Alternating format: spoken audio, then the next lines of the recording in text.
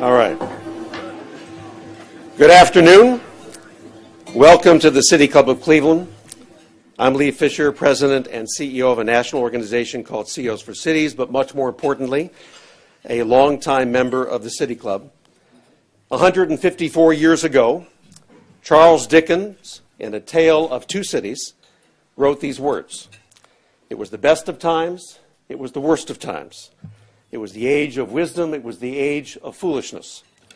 It was the season of light, it was the season of darkness, it was the spring of hope, and it was the winter of despair.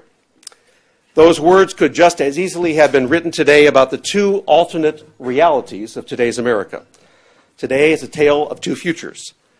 One of the foolishness and darkness of Washington, D.C., the other the wisdom, hope, and light of our cities and our metro regions. I recently moderated a panel at the Clinton Global Initiative, and the president of Iceland, Ólafur Grímsson, said something that struck a nerve with me. He said, "The problem with you Americans is that you spend too much time waiting for Washington." He's right. Every day, Washington proves the old adage that the difference between genius and stupidity is that genius has its limits.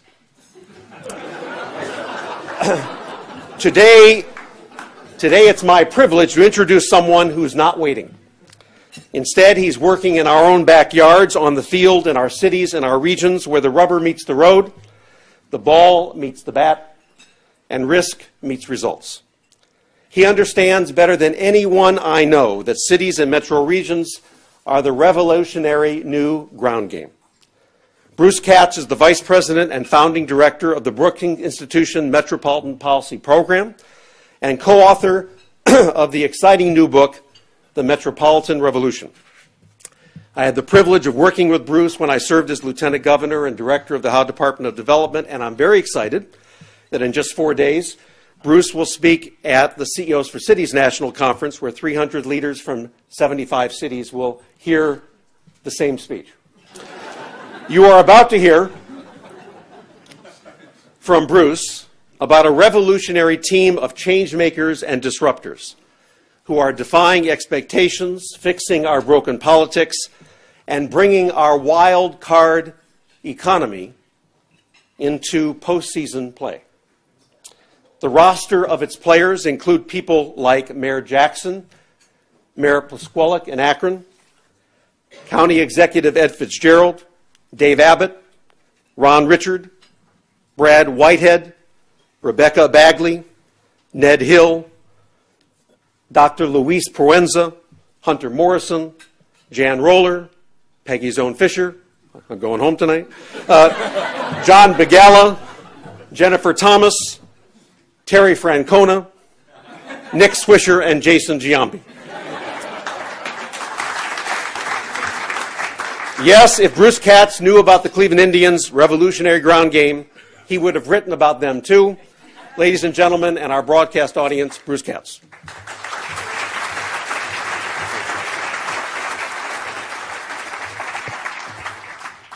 So, first of all, most importantly, congratulations on the Indians. Okay. So as I was driving in, the cab driver said to me, "So what do you think about the Indians?" I said, "I only follow one sport in the United States, and that's politics. So fill me in." Congratulations. And also, I just wanted to add to what Lee said. There are times where I feel that this book was co-written by all the people you just mentioned, plus several others like Bob Jaquay and Richard Shatton, who had a profound influence on my thinking, right? Cleveland has really been at the vanguard of network thinking, collaboration across corporate, civic, and government, and philanthropy. It may not feel like that all the time, but let me take you to some places where none of that is happening, right? So it was wonderful to write about the post-hero economy and to write about Cleveland and Northeast Ohio, Akron, Canton, Youngstown, as really embodying that post-hero economy. There's one other person I want to thank, or else I can't go home. Bud Talbot is here.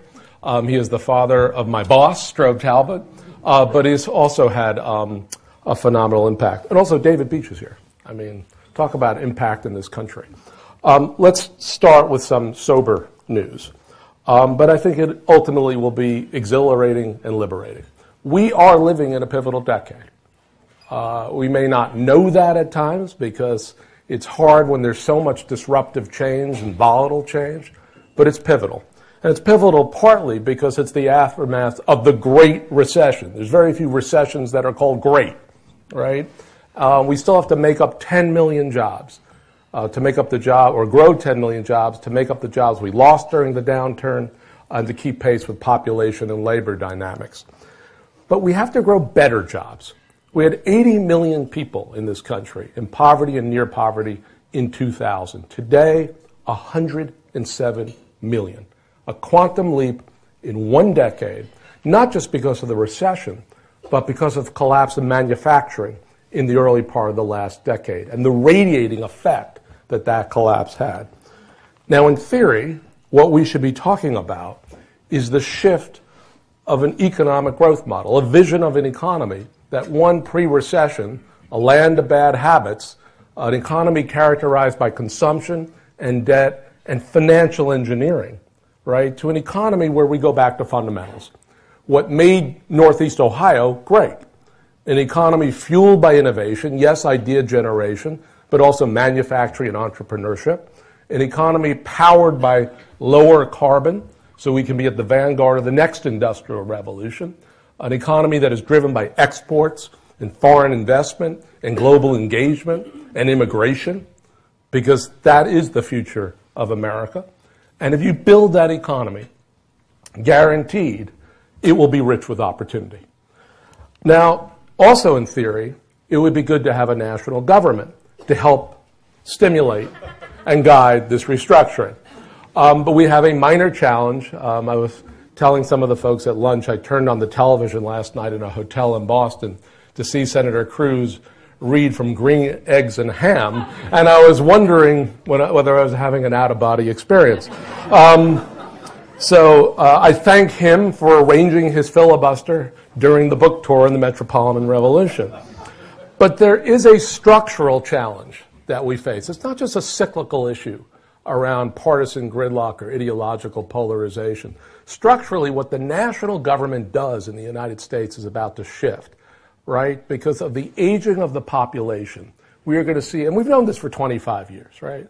We're going to see a major shift of what the federal government spends its money on to entitlement programs like Medicare, Medicaid, and Social Security. So within 10 years, 50% of the federal budget will basically be health care and retirement, and we'll see an increase of $1.6 trillion a year in those mandatory programs. What will happen? It will begin to squeeze down spending, investment in defense, in research and development, in infrastructure, in housing, in education, in skills. There will never be a memo from the federal government to the states and the cities and metros, oh, by the way, you're now in charge of investing for the future. But that's what's happening in the United States. That's the harsh reality. This is the good news. What we see around the United States are cities and metropolitan areas, not uniformly, but increasingly the major ones, stepping up and doing the hard work to grow jobs and make their economies more prosperous and invest for the future. And we're not just talking about elected officials. We're talking about the networks of institutions and leaders that co-produce these economies and co-govern these communities. Now, how can metros do this? They are very powerful economically. There are 388 metropolitan areas in the United States. The top 100 alone sit on only 12% of our land mass. They're 2/3 of our population, and they're 3/4 of our GDP. But most importantly, on every indicator that drives a modern, sophisticated, powerful economy, skilled workers, infrastructure to move people, goods, energy, and ideas, advanced industry, innovation, they're at 75, 80, 85, 90% and above of the nation's share. There is no American economy What we really are a network of metropolitan economies that punch way above their weight, and the rest of the world, China included, wants to be like us. Now, what's happening in these cities and metropolitan areas are they're beginning to change their growth model to one around production and innovation, and here's why. For decades, the United States built its economy on debt and consumption. For cities, this meant throwing public money at sports arenas and stealing businesses from their neighbors with tax breaks. But what about after the game? You can't build an economy around beer and hot dogs. And what happens when the businesses you stole leave for a better deal somewhere else? The Great Recession was a wake-up call. We forgot the fundamentals. Productive and innovative growth drive consumption, not the other way around. Smart metro leaders are going back to basics, investing in infrastructure, making manufacturing a priority again, connecting small businesses with investors in new markets, helping workers get the skills they need. If metros get the basics right, the beer and hot dogs will follow. I'm not very popular with sports teams, and that's why I don't follow them. So what this book is about are stories, case studies of cities and metropolitan areas and their networks that really are stepping up and doing the hard work of restructuring our economy. So Denver and Los Angeles, investing in modern state-of-the-art transit with local resources primarily, so they can obviously grow in more sustainable ways, but send a signal to the world: we are a global metropolis, not defined by sprawl, not defined by low-density development. Northeast Ohio. What you have built here, starting with Greater Cleveland Partnership, but with the Fund for Our Economic Future, financed by the philanthropies, these really smart intermediaries like Nordtech and BioEnterprise, you've built a platform for a smart, innovative manufacturing economy, small and medium-sized firms getting the support they need to strengthen their business plans, retool their facilities, retrain their workers, and compete on the global market. That is smart economic development. New York. If we went to New York 7 years ago and you asked Bloomberg, what's your economic play? I'm subsidizing 2 stadia on the west side. Parasitic economy. Today, what is happening is they are attracting world-beating institutions, engineering, Cornell, Technion to Roosevelt Island to be a platform for technology-driven growth, innovation-driven growth. Houston, one of the most diverse metropolitan areas in the United States, they have built a network of 21st century settlement houses that are integrating tens of thousands of immigrants into the economic and social mainstream, giving them access to low-cost banking, English as a second language, skills training, charter schools, right? That's how America grows. Portland, weird and crunchy, right? The last bastion of hippiedom in the United States. This is an export powerhouse. I will come back to Portland and talk a little bit more about what they're doing. And even Detroit, a city in bankruptcy, a city of 138 square miles that has seen massive population loss over time, they are beginning to revive the city from its core. Only about 3% of the land mass, 40% of the jobs, but the downtown, the riverfront, Old Woodward Corridor, and then up into Midtown, Wayne State, Henry Ford Health System, they're anchors, like your great anchors in this city. That's how a great city revives. That's how a great metropolis revives. So let's go to Portland, move a little west. And I think what Portland realized in the context of the recession is they were hit hard, right? They had 11% unemployment. Things were pretty grim, really, when we hit the low point of the recession. So they began to think about, what are our assets here? Okay, what makes us distinctive in the world today? And what they realized when they ran the numbers was they had an enormous amount of their economy dedicated, building off an export platform. Computers and electronics for sure, but also sustainable products and sustainable services, because many environmental firms have been attracted to Portland because they had an urban growth boundary. They tore down a freeway. They put transit into their city in the early 1970s. So they thought, we have assets that the weird and crunchy brand doesn't quite capture. So if you go to Google today and you put in "We Build Green Cities," Portland will show up. And here's why. Here's the mayor and some of the other key civic leaders talking about why they chose sustainability and exports as their growth strategy.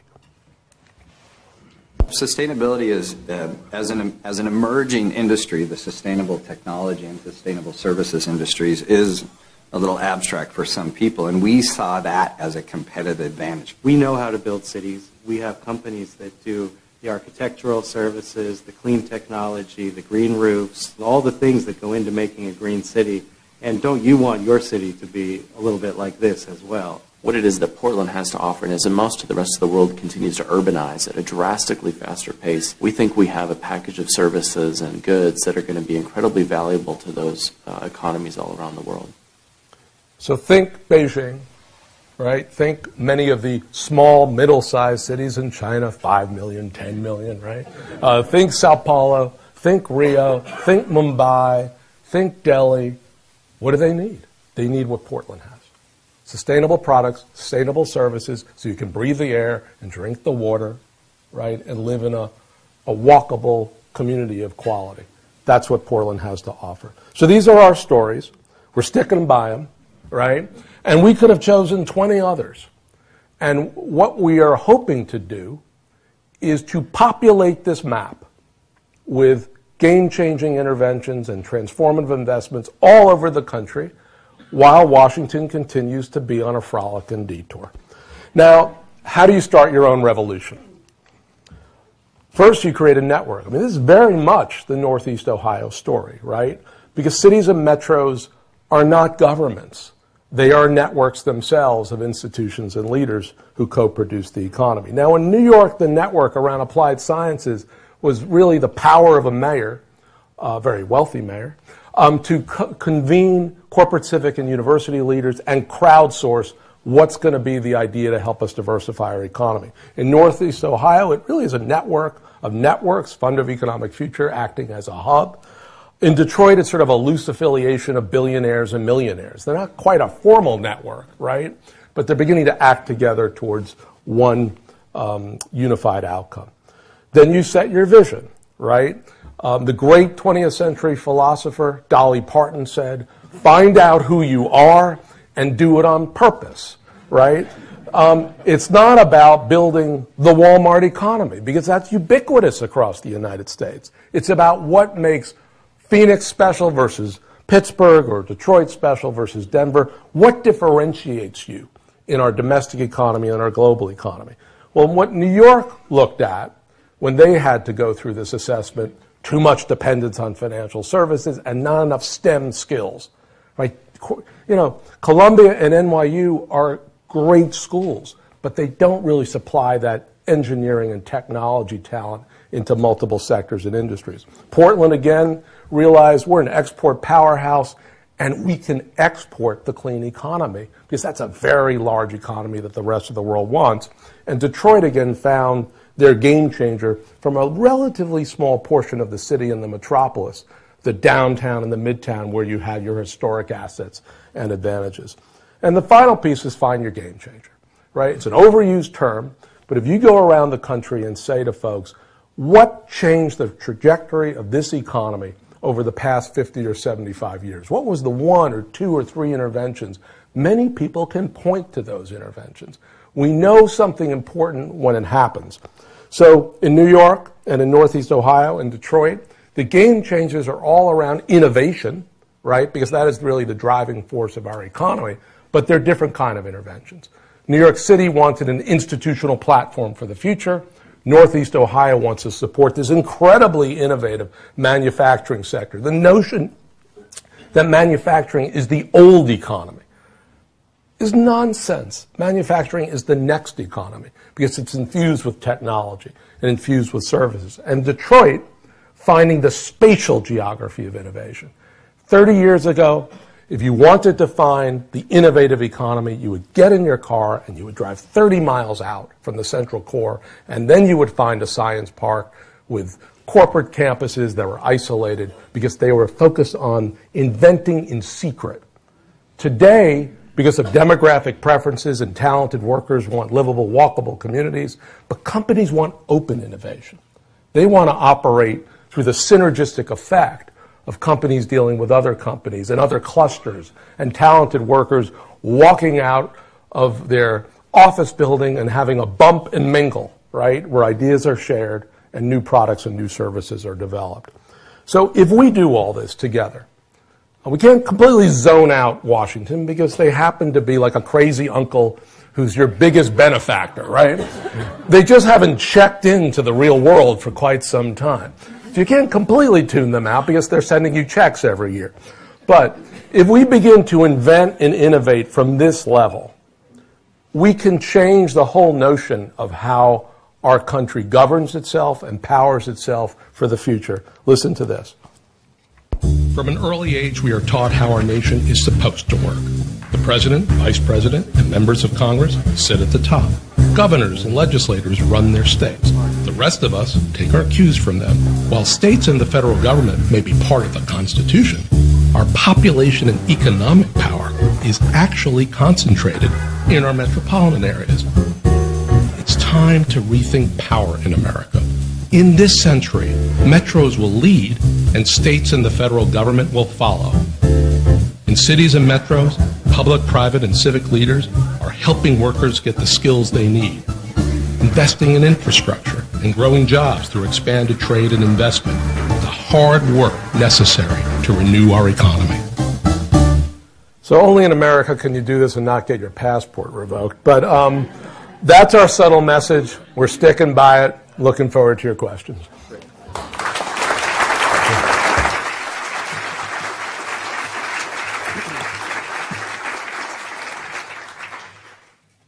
For those of you who believe that the gong should only be done twice, I don't think I'll ever be invited back, and I want to do it in the middle of the program, not just at the end. Today at the City Club of Cleveland, we're listening to a special program featuring Bruce Katz, Vice President and Founding Director of the Brookings Metropolitan Policy Program and co-author of The Metropolitan Revolution. We're going to return momentarily for our traditional City Club questions.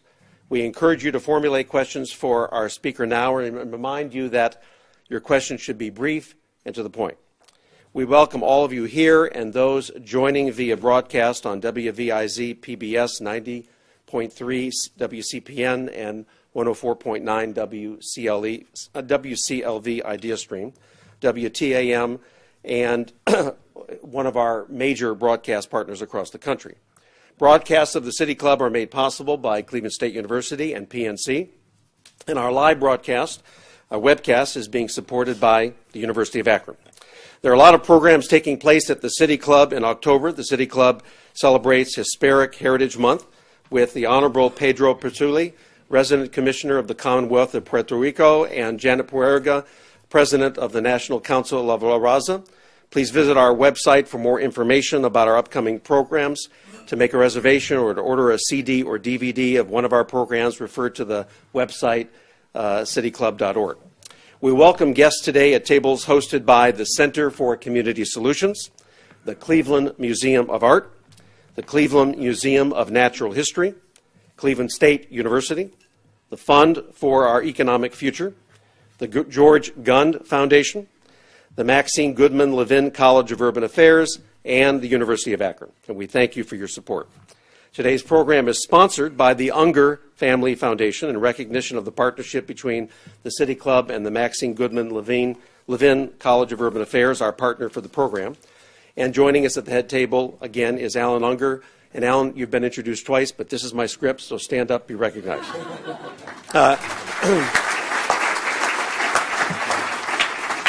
Today is also the annual Nelson E. Weiss Memorial Forum, made possible by a generous gift from the friends and family of Nelson Weiss.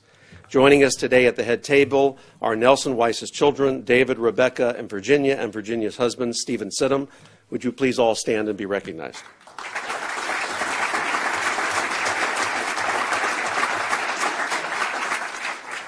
We'd also like to welcome students from Gilmore Academy's Rebuilding Cleveland class to today's forum.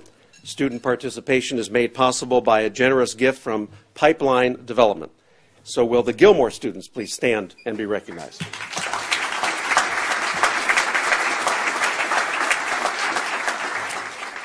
Now we want to return to Bruce Katz for our traditional City Club question and answer period. We welcome questions from everyone, including guests. Holding the microphone today is City Club Development Associate Mike Grimaldi and Program Director Carrie Miller. And one more time, first question, please. Okay. And I'm talking about the tale of two cities. Grand Rapids, Michigan, is being that is one of the most desirable places to live, and we know that the city of Detroit is going through their bankruptcy issues. And it seems like there's a negative perception of the Great Lakes region, where we continue to lose job loss and we also lose loss of population. Where does Cleveland fit in that area? So that's a great question, and I think the United States, like many parts of Western Europe, and frankly parts of Japan, has gone through a period of deindustrialization and economic restructuring. In Northeast Ohio, it was really called a quiet crisis, really 10 years ago, and that's what led many of the philanthropies, like Gund in Cleveland and others, and really across this great four-metro region, to really invest in a new set of institutions and intermediaries. But at the heart of the decline over a period, or the challenges over a period of decades, was a broader economic restructuring, both in the United States and Western Europe and Japan. Now, something has happened literally in the past 5 or 7 years that it is beginning to revalue this region, and is particularly revaluing the cores, the central cities, the downtowns and midtowns of this region. There is the potential to have a manufacturing renaissance in the United States because of the energy revolution underway in our country, because of broader global dynamics, because of an understanding that production and innovation go hand in hand. And the United States really was never a post-industrial economy, though that's what people called it. We still have a very strong base of manufacturing here, and this region and Southeast Michigan and other parts of the Midwest are beginning to see a resurgence, right? This is a real natural asset. The second piece is cities. Central cities, the cores of cities, are having a resurgence because, again, millennials, empty nesters, a whole group of different demographic cohorts are saying, we want livability, we want walkability, we want to have transportation choice when we leave our home and go to work or carry out the necessities of daily life. And again, companies are looking for that proximity effect, the density effect of being close to other companies and not being walled off.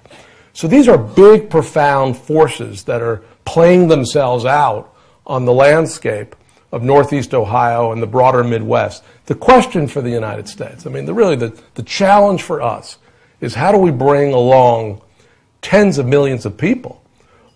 Look at the poverty numbers that I put up before. How do we ensure that the economic resurgence and the revitalization of our cities really work to the benefit of a broad swath of our citizenry? And that's going to require an intense focus on education and skills, but just not four-year degrees as the ultimate outcome.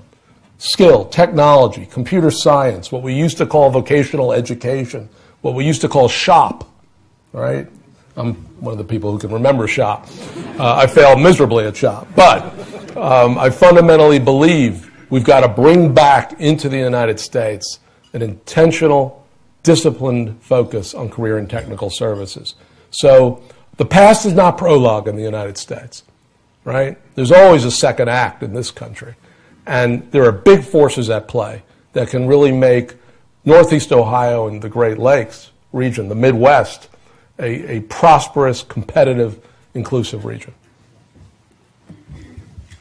Bruce, I appreciate very much your comments. You've highlighted many of the positive things going on. You could have added the lack of support from most state governments. Right. For those of us who are out there on the front lines. They may be just as bad in Ohio as the folks in Washington. But my question is, you've outlined many of the positive steps and looking at strengths. I happen to think that you also have a need in a community, metropolitan area, region, to define what are your weaknesses. Right. And try to shore those up. Could you sort of share, as you looked at these different regions of the country, what is it that we're not doing that we really need to emphasize as we look at the positives and the strengths? What do we need to shore up? So that's a really a great question, Mayor. And I would say in many parts of the country, we focus on the network, because I really do believe that in many ways what we've tended to measure in the United States is economic performance and economic profile.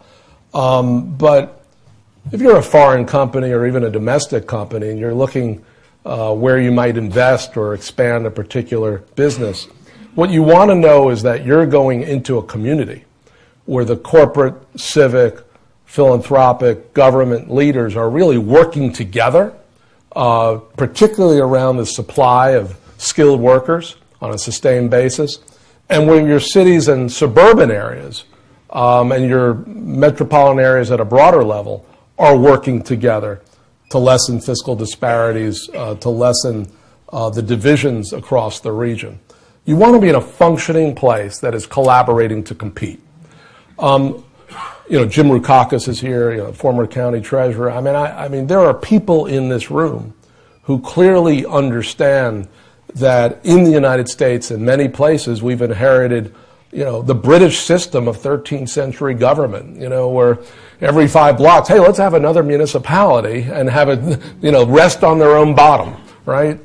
I'm not saying we should eliminate, right, or that duplication, but we need to learn how to work together, right? The competition in the world today is very fierce, and if we spend our time either in our separate guilds or in our separate jurisdictions or in our separate partisan alliances, we are really not acting in the service of our community. So those are the real challenges, frankly. Once you build a network, and once you steward a network, and once you build these great institutions and intermediaries that can help be in the service of economic growth and competitiveness, then you can do the kinds of investments and long-term strategic planning and execution. But when everyone is basically in their own silo or in their own foxhole, places cannot really thrive and prosper. So that's the reality of 21st century America. We could get away with fragmentation in the 20th century, particularly the late 20th century, because there was nothing really standing after World War II than the United States. But in this century, given the competition we face around the world, we really need to understand what collaboration and cooperation across sectors, disciplines, jurisdictions, party, and ideology really mean. And I believe a lot of people in this room are what I would call the pragmatic caucus. You put place over party, you put collaboration over conflict, and you put evidence over dogma. That's the future of the United States. Thank you, Dr. Katz, for your thought-provoking presentation. My name is Michael Dover. I'm a social worker and sociologist and member of the City Club. I cited you in my dissertation in 2003 in social work and sociology on Ohio's urban system of real property and property tax exemptions. I cited you saying that enough of the small stuff, we need bold solutions to our urban social problems. In the same section, I cited Ned Hill saying we need radical solutions. And so my first general question is going to be, what specific, bold solutions do you have other than a mantra of economic growth, which you say will lead to guaranteed economic opportunities? Now, second question is more specific. Saturday night I was at the 100th anniversary gala of the Center for Community Solutions, United Way, and I had the pleasure of meeting a major funder who's a member, who's involved with the Fund for Economic Future, and I had a great conversation with her. I pointed out that in 1946, the Full Employment Act said the right to a job. The Mayor's Commission on Welfare in 1969 said the only solution to poverty in our cities is the right to a job at a living wage. Here we are 50 years later. What do you feel about the right to a job as part of your guaranteed economic opportunities? Okay, those are two really wonderful questions. And first of all, thank you for citing me in your book. And second of all, you're not allowed to call me a doctor because I'm a lawyer. There isn't even a name for lawyers in the United States that is that can be talked about on public television. So what I mostly am is a political realist, right? And I think what we try to do in this book, and really in the work of the Brookings Institution, is unveil, first of all, obviously, the economic power and social possibilities that cities and metropolitan areas have, and then those precise policies that higher levels of government could undertake to buttress and leverage and help these places realize their full potential. On the investment side, what we have proposed is what we would call cut to invest. Because if you buy the theory that what really matters is a productive, innovative economy and therefore a resilient and sustainable economy, the kinds of investments that matter are smart, strategic investments in advanced R&D, basic and applied science, which the private sector then can commercialize the ideas for products and services, infrastructure, right? Transport, energy, water, sewer, basic infrastructure to move people, goods, energy, and ideas, and skills, education and skills. Those are the investments that have to be made. Some of what has to happen in the United States is we have to cut legacy investments in consumption, and we're very popular with the home builders because we've called for radical shifts in the mortgage interest deduction, with a lot of the savings generated by that put back into R&D and put back into infrastructure. Very popular with the home builders. That's why I'm at the Brookings Institution and not elected to office. But I think actually in the coming tax reform that Washington will have to undertake, maybe not this year, maybe not in the next three years, but soon, in the next half decade, we're going to have to basically have Washington and states fit within their fiscal limits. Then the question is, what do you invest on? What will really power this country forward for the next half century and 75 years?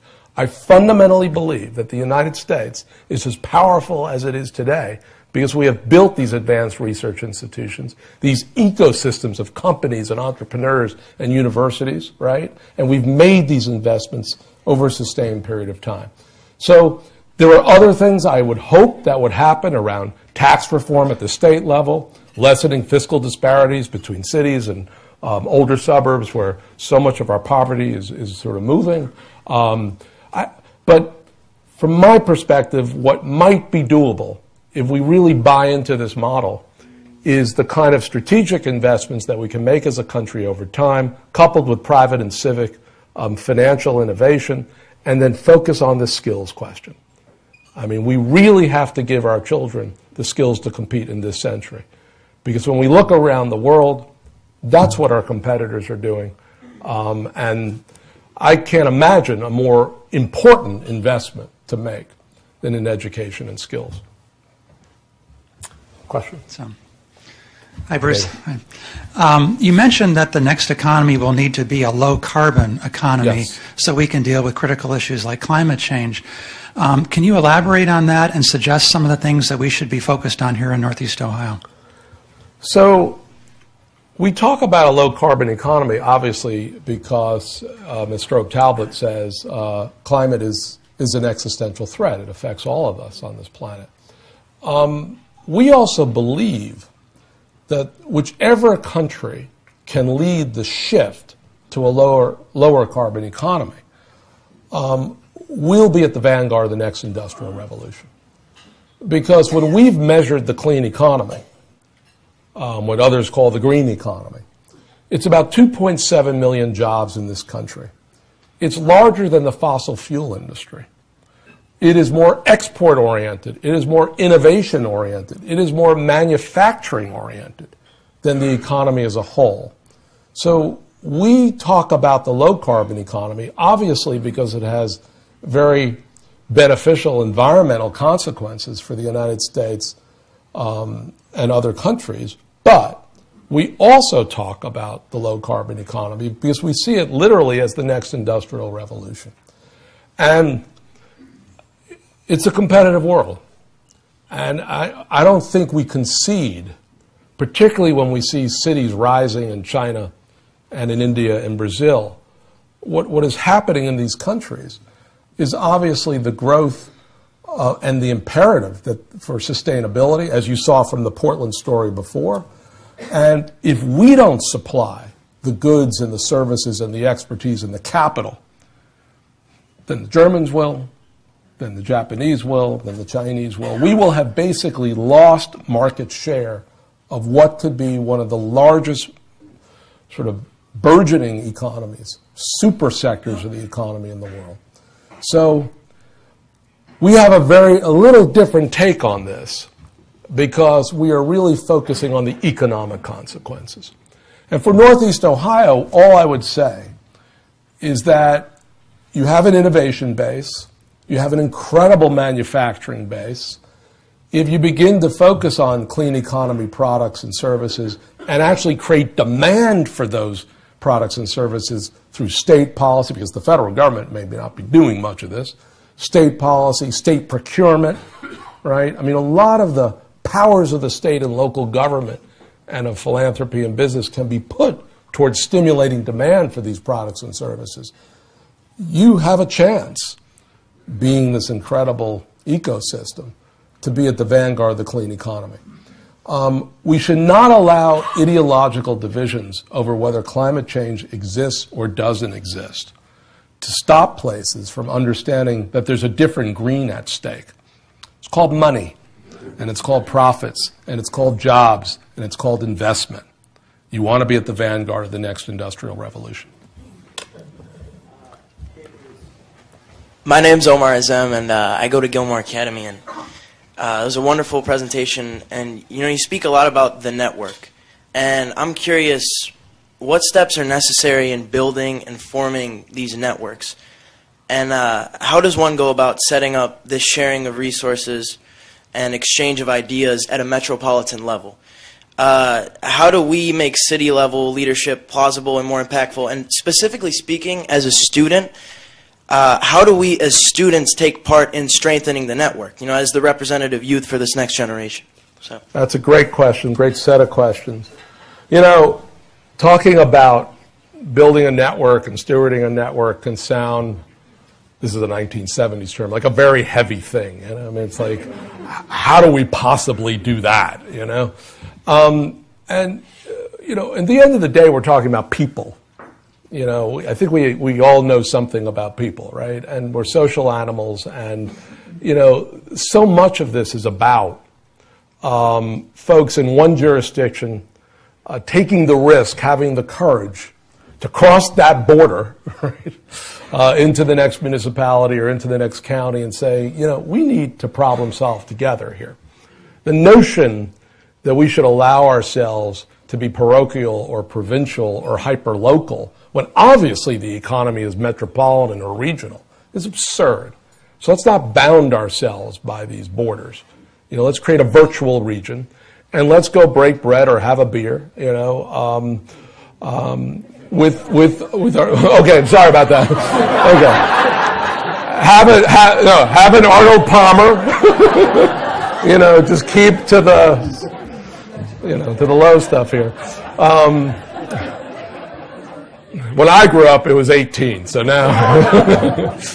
So Chris Thompson from the Fund for an Economic Future had a great quote in the book where he talks about, for the price of buying donuts, for a whole series of meetings and convenings that were being held by institutions and intermediaries around the region, you were able to build the trust and confidence between people, because it can all sound really scary when we say, oh my God, we're going to have to go meet with this jurisdiction or this business or this philanthropy. But what it all comes down to is the kind of, consistent, sustained focus, right, on creating these kind of relationships. In terms of what the younger generation can do,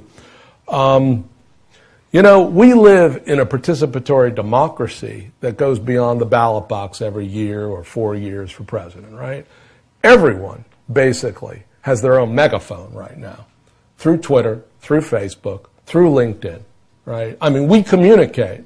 We probably over-communicate. I mean, when you sit down with dinner with your parents, everyone's like, sort of on their little device. But that gives you power. That really gives you power, all citizens power, to basically call the shots as they are. I mean, you can watch the leadership in a region. You can see where they're collaborating to compete or where they're dividing themselves by old divisions, right? And that can be picked up.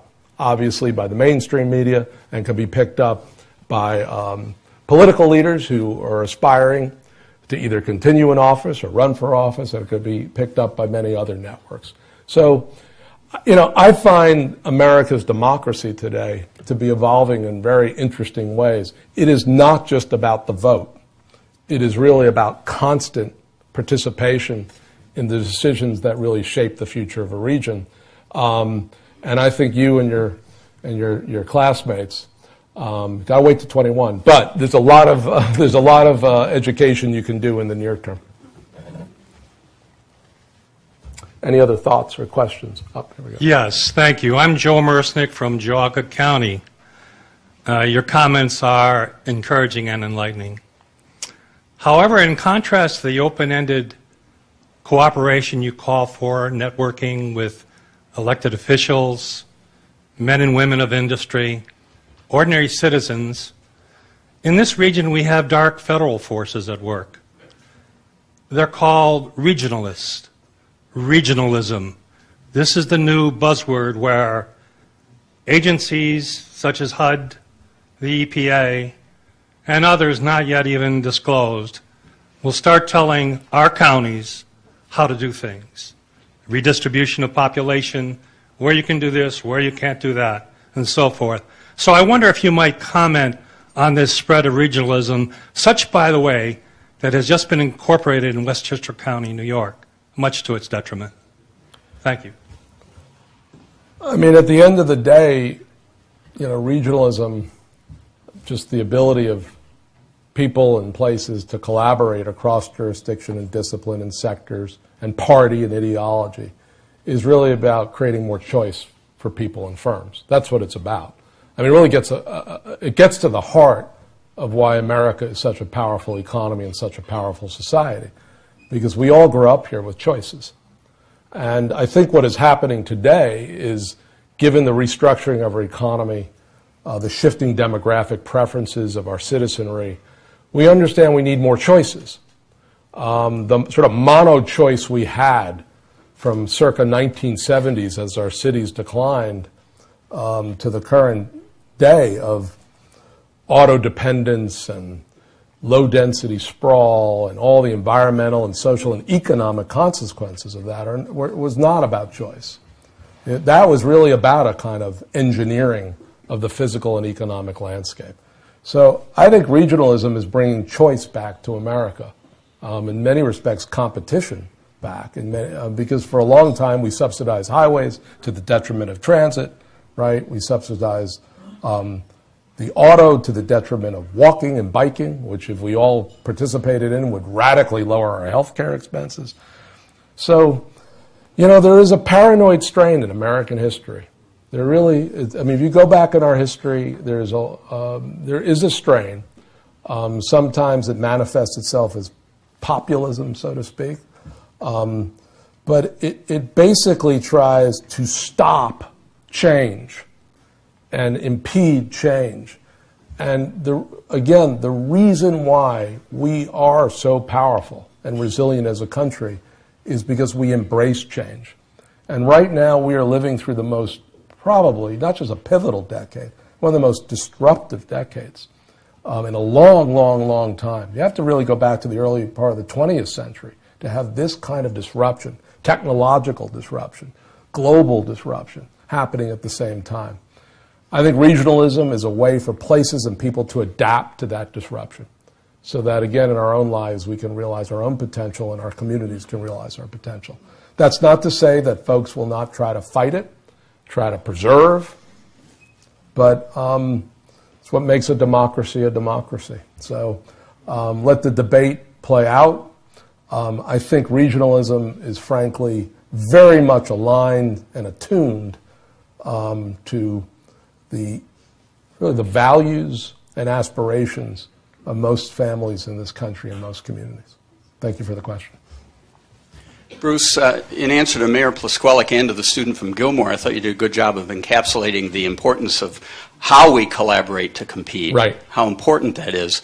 But I'm wondering if in your travels around the country you could point to one or two specific metros that are doing the best job of that, and what they're doing to make it successful. So that's a great question from Dave Abbott, and I think, the story in the book is about Denver, because Denver's a metropolis of about 2 million people. They hate when I say this, but they're in the middle of nowhere. They don't have Case Western, and they don't have the Cleveland Clinic, and they were an extraction economy for a long time that headed south in the oil and gas bust of the 1980s. So what happened in Denver, I think, because of their crisis, frankly, never waste a crisis, right, is they began to put aside some old city and suburban divisions that emerged in the 1960s and 1970s, particularly around school integration. And they began to look at each other, mayors, political leaders, business and civic leaders, and say, we better start working together or we will be history. Because no one has to come here, really, right? We don't have what many other communities in the United States have, except for a beautiful landscape, but we don't have the advanced research and the advanced industry. So they began to take baby steps. They began as a region to invest in arts and culture, because that's usually an early step to build social cohesion. Even in Detroit, which has been a long divided place for a long time, the suburban counties voted to invest in the Detroit Institute of Arts last year because people care about this. But then they began to think more aspirationally around global connectivity, built this incredible airport, and most importantly, in the last decade, they have designed, financed, and begun to deliver a 118-mile light rail system. It's the largest light rail system in the United States. But it's not just about transit. It's about land use and zoning so that they can change their physical landscape to get closer to the environmental sensibility and ethic of the West, and begin to sell themselves, frankly, as Portland has sold themselves, as a sustainable metropolis built to last for the 21st century. So I go to Denver a lot, and I sit with political and business and civic leaders, and I cannot tell you that they all love each other. They don't, particularly when someone leaves the room. They'll be pretty frank about stuff. But when it comes to economic prosperity and when it comes to economic competitiveness, it is not a game. It is serious business. And they put aside their differences and they collaborate to compete on the global stage. And I think that's a message. Chicago did that for many years under Mayor Daley. And Chicago is sort of like an elbows out kind of region, right? But they sat together as a Metropolitan Mayor's Caucus 4 times a year, and they said, what's the biggest threat to our economy from our region or from the country or from the world, and what's the biggest opportunity we can have to leverage? And they began to prioritize the kind of investments they need to make. So it's not easy, right? Because it's almost cultural and behavioral at times to have these divisions. And frankly, there is a group of the political class that likes to divide us, city and suburb, or metro and rural. But we are united, our economy is integrated, and an economy is powerful. So it really is within the potential of any region in this United States. You don't need permission from the state government or from Washington, which is in a planetary system far away. You don't need permission to collaborate. It can become a natural act, and once it begins and you begin to experience the advantages of it and the benefits of it, as you've done with Fund for an Economic Future and Nortec and Bioenterprise, then you want to do more, right? And that becomes the gift that keeps on giving. So this is a great metropolis, and this is a great region. We have everything that the rest of the world wants, right? Everything they want. They want clean water. They want advanced research. They want advanced industry. They want a skilled workforce. They want rule of law. And they want capital to invest. We have everything the rest of the world wants here. It's just a question of understanding that and leveraging that. And I think you already are on the right path. And whenever Washington goes on a frolic and leaves the building, or whenever your state does more harm than good, just keep on the right path. Because that's the only way to prosperity for the broader citizenry.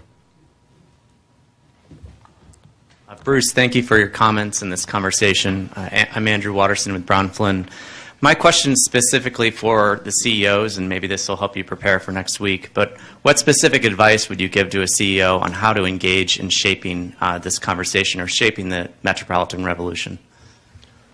Well, I think the role of the business community is absolutely essential, right? Because you can make a better case than someone from a think tank, right, or from a philanthropy or from government about what your needs are to compete today and to prosper tomorrow, right?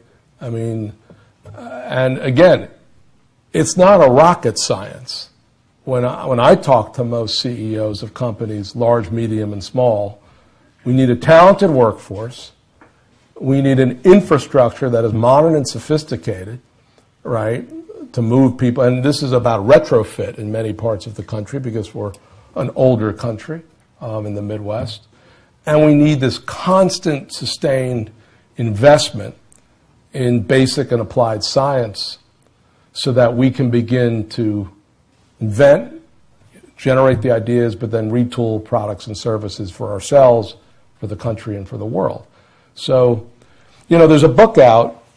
I'm not saying buy another book because, you know, it's mostly important to buy this book. Very important to buy this book.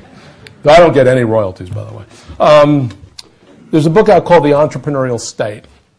It's by an economist in England. And it basically makes a point, which is a very simple point. Those countries that invest for the future, particularly around innovation, particularly around basic and applied science, are the countries that win over time. And then, in accompanying that, invest in the infrastructure, invest in the talent. Again, that is why we are who we are. You know, people talk about Silicon Valley and like, wow, they must be drinking some kind of water out there. No, they have Stanford. In the aftermath of World War II and the beginning of the Cold War, we made consistent, sustained investments in innovation, particularly in the military, that then became commercialized into the civilian sector. That's why Silicon Valley grew, and that's why they've continued to be a world-beating region. I'm Kurt Carrico from the Third Federal Foundation, and I think you hit it on the head about talented people. Yet we have an urban educational system that has a dropout rate of 50%. Right. Here in Cuyahoga County, 47% of the adult population reads at a 7th grade level or less. We have jobs that they can't fill because there aren't people with the literacy skills to do that. So what do we do with our educational system to try to create these talented people to fill these jobs? I think we need I think this is actually a fundamental question. I think we need a different vision for education in this country. Because the vision for education that we've had for a long time is we got to get everyone on a path to a 4-year degree because we're now a post-industrial economy, right? And I think our vision is essentially we need to give kids the tools and the choices, right? The technical schools, the technology training they need, and then they can make the choice whether they want to work now, go to a community college, or go to a 4-year. The STEM economy, the science, technology, engineering, and math economy, we used to think of as an economy with about 3% of our GDP. That was only occupied by the brainiacs from Stanford and MIT. It's actually about 20% of the GDP of this country. All right, inching to 25% if you count in some other sectors. A large portion of the jobs in the STEM economy can be filled by people coming out of high school with the right skills or coming out of community colleges. And then that doesn't even count all the other jobs that are available in the portion of the economy that is stimulated by the STEM economy. So we've got to go back to some fundamentals here. We cannot teach to test, right? We've got to give kids coming into school more choices about what they learn and how they learn. I could take you to a school today on the west side of Chicago in a neighborhood of 98% African American. Kids come into high school with 3rd or 4th grade reading and math. They leave with credentials to immediately work as skilled electricians and skilled welders in real firms with real jobs, good wages, and good benefits. We have stigmatized manufacturing in this country, right? The Germans didn't, and 20% of their economy is manufacturing. So this is cultural and behavioral in some ways. We have got to step back and imagine an economy where we make things again. And then we have to allow a broader set of our citizenry to engage in that. And I think you've got lots of kids who drop out because, frankly, we all been there, right? You're sitting class after class after class. What does this have to do with anything in my life? Trust me, when we begin to give people tangible, concrete sense of what they can do with education, then they begin to engage. Not everyone, but a large portion. We really have to help people find themselves and not live in a regimented kind of system. So if you want to go on to your next challenge as a region, reinvent vocational education, career and technical services for the 21st century, and then you will clearly be on the path to sustained prosperity.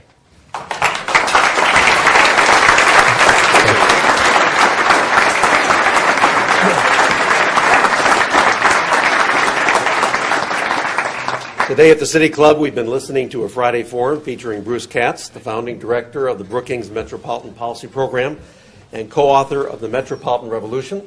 For those of you just turning in and wanting an executive summary, here it is.